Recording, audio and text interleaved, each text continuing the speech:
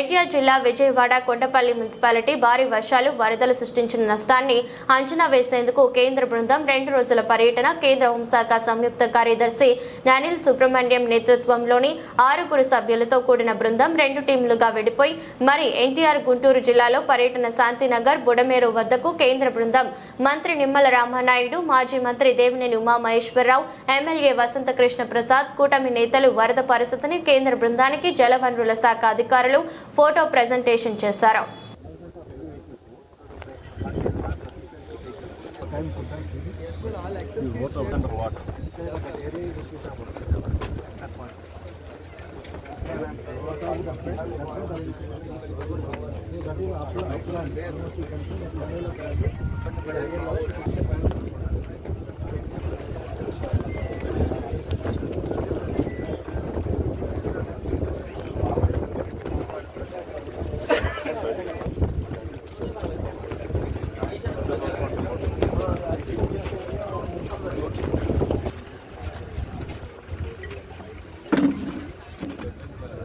Was cut. Down to the first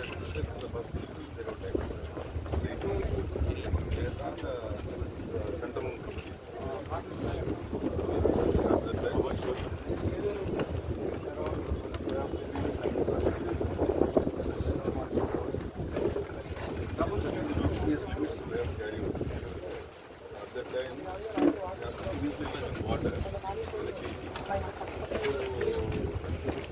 Vijayawada సిటీకి ఇప్పుడు 4 breaches పడ్డాయి. ఇప్పుడు ఈ వాటర్ ఎంత వచ్చింది మొత్తం అరౌండ్ 35,000 40,000.